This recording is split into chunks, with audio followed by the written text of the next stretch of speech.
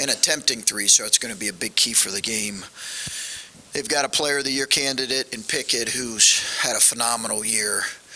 He's an interesting matchup just with how big and physical he is at the point guard spot, and he's had some monster games. So obviously it'll be a great challenge. We'll be without Zed. Zed is having season-ending surgery here soon. Excuse me. So we don't have an exact date on that, but I'll have that here soon. I guess what went into the decision to go through that? Can you tell us a little more about the timeline and kind of how that came about? Yeah, I mean, it was we wanted him to get back to campus to evaluate him, so the medical team could fully evaluate him.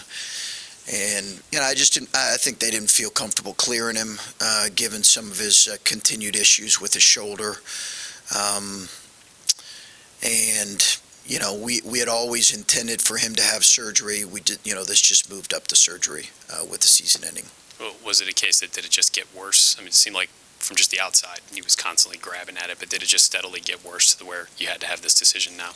Yeah, I think the biggest thing they were testing was the strength, the overall strength, and as that continued to weaken and not get better, I think they felt like he was just going to be more susceptible to further injury, and they just didn't feel comfortable clearing him, which I fully supported.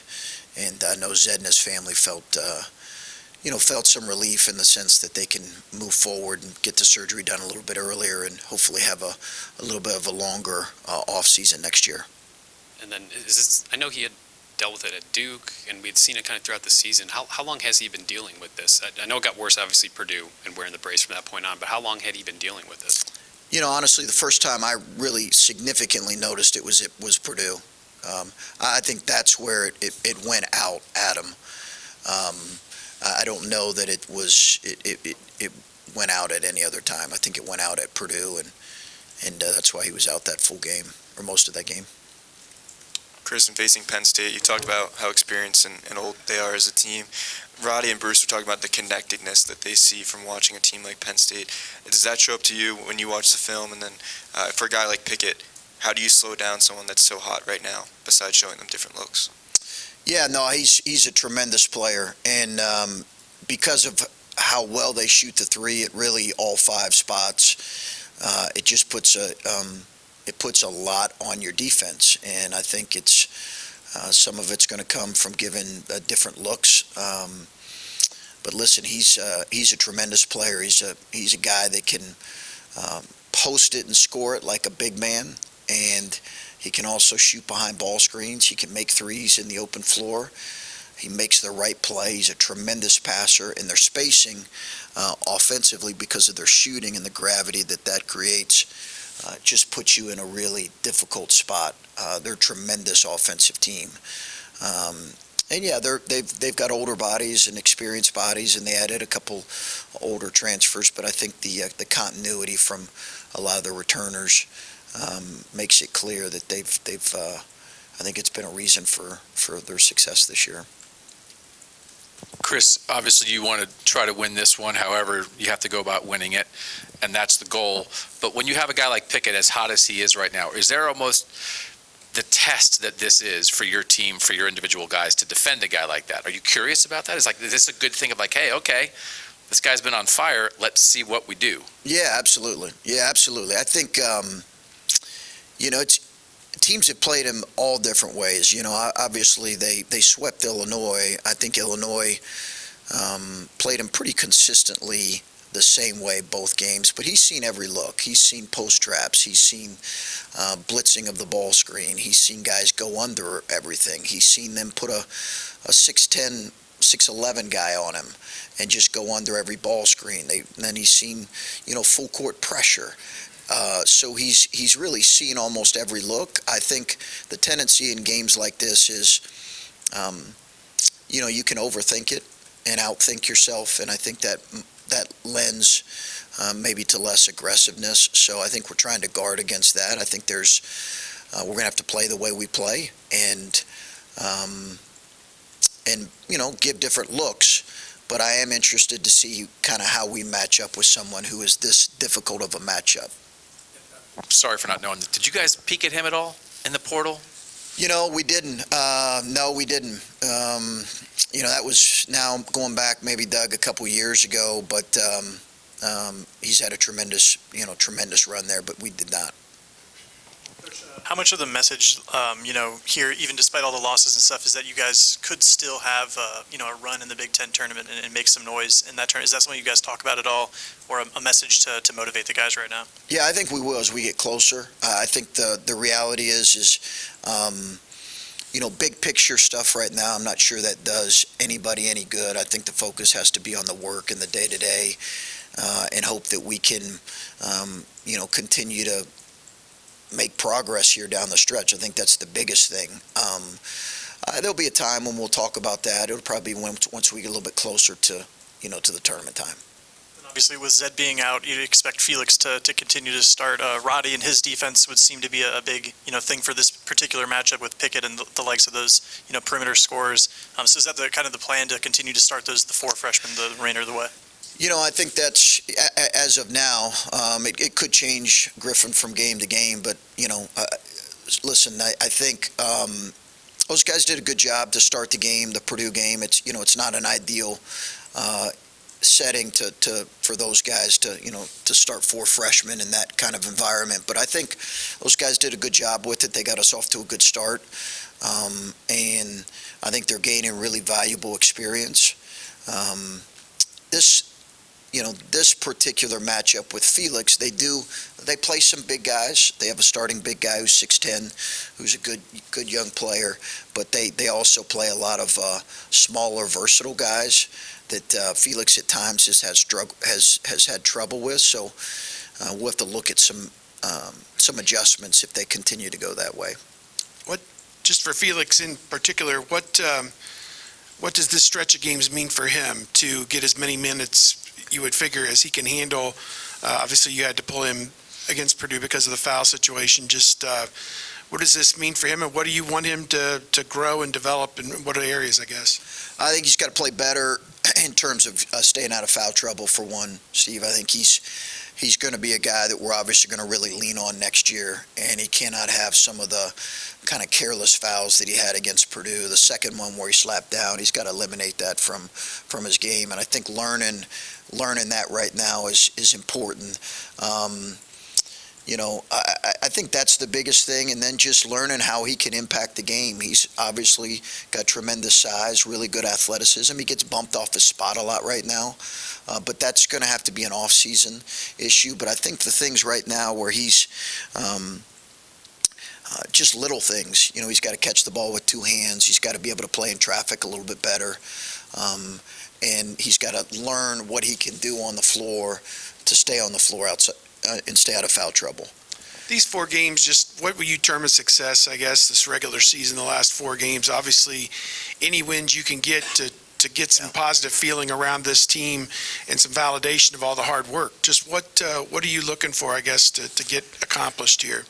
I think that, Steve, it's kind of what we've talked about. Is I think we've had moments. We had moments in the Purdue game where I thought we had a really clean first half in a lot of ways in terms of moving the ball and sharing the ball, and our defensive game plan being on point, and we fought guys. And then when we get down by 10 or 12, I think there are just too many loose possessions that are not the kind of possessions that allow us to trim a 10-point lead to a 4-point lead. And I think those are the ones that we're looking at and we're saying offensively and defensively.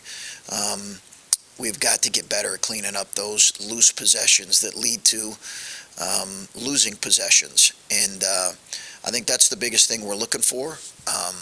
Like I said, I think there were some really good moments the other day, but certainly not long enough. Chris, we talked a little bit last week about the noise and the team hearing some of that. There's no way to avoid that. Some of that involves you. Have you tried to reassure them? Can you reassure them about your future here so that maybe they can play a little more unencumbered, Yeah, Clay, I think we've had that conversation. So, I think they're confident and comfortable in that.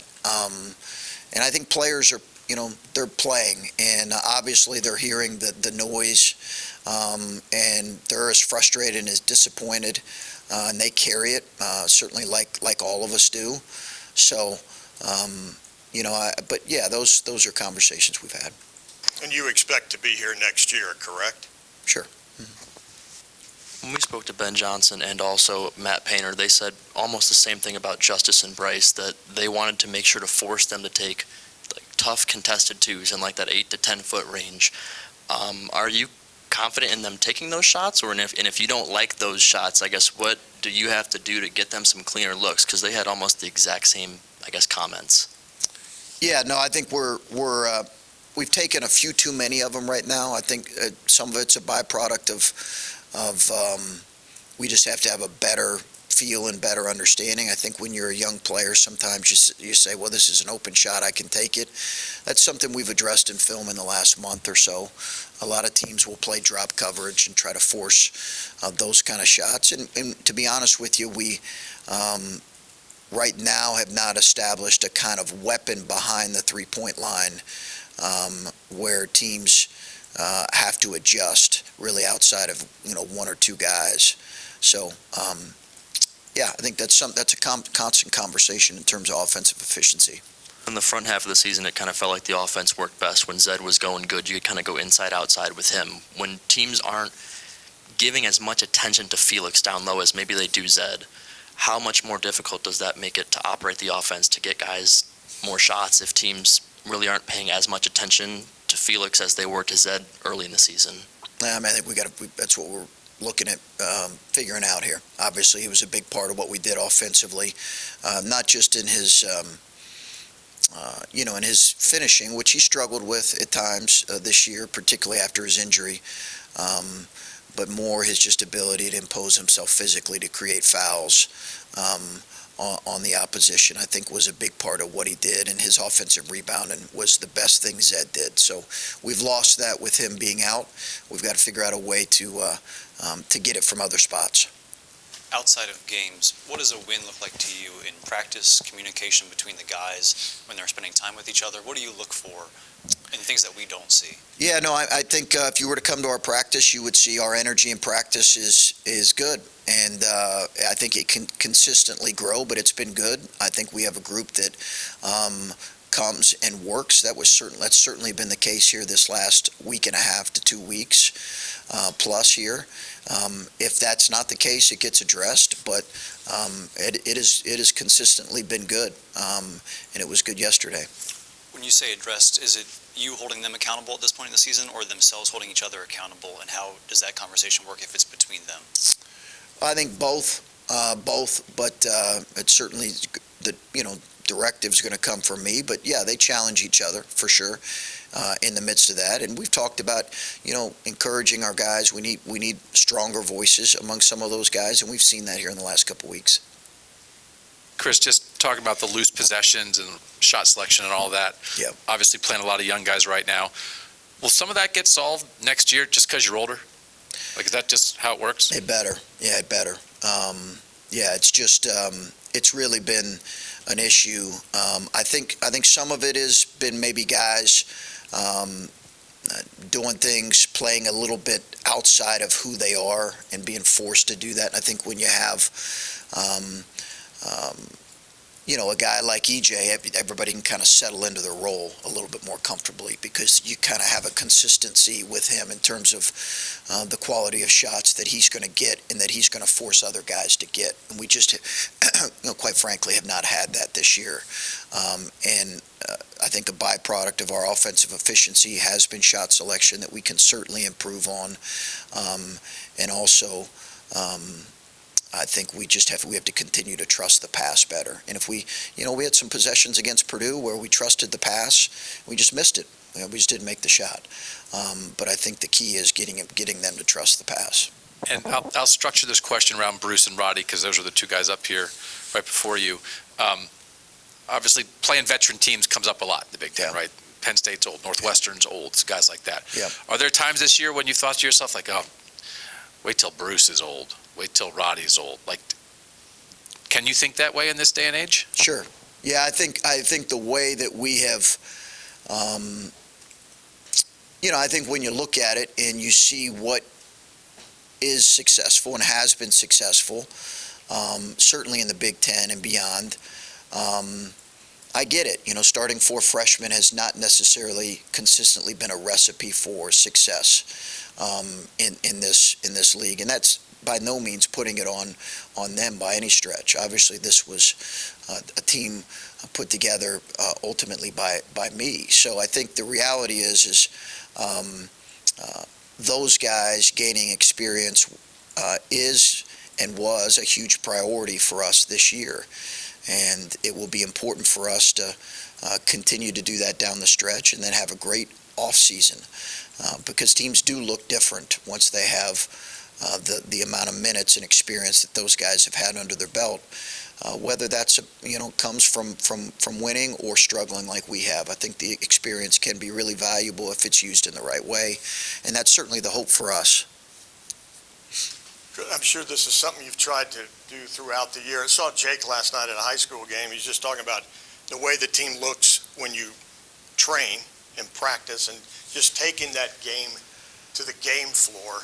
Is that the biggest hurdle when you're trying to succeed? Well, I think the biggest struggle right now is how we respond when we get down.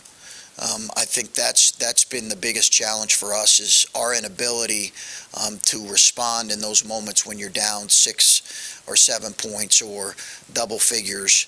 I think that has been the place where we have to have a higher level of belief. We have to execute better. We've got to trust each other better. I think that's probably been the biggest thing. But again, I think we're taking strides in those areas. Our practices have been good. You mentioned EJ a minute ago and how he would allow other guys to settle into their roles because you kind of knew what he was going to give you. Did you expect some of that from Justice this year? And not that he hasn't given it to you at times, but when you sat down in the preseason and kind of envisioned what this offense was going to be like, how much of it revolved around what he could do? Well, he was certainly and is certainly a key figure and a key piece in terms of how we were building our offensive attack. I think we kind of began with him and Zed not knowing necessarily what it was necessarily going to look like. We had a feel for what it would look like with Sean, and Sean's kind of consistently been, what we thought. But you got those 2 returning guys. So yeah, I mean, I think again,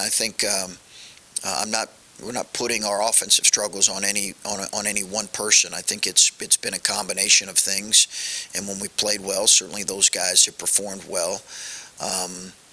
I don't know that I looked at any one player and said, okay, he's going to emulate what EJ brought us statistically or in the kind of attention that he got from the defense. I think I was well aware of obviously EJ's prowess as an offensive player and his elite offensive efficiency.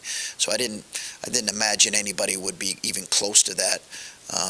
But obviously you're building around those guys that you've coached, and those 2 guys.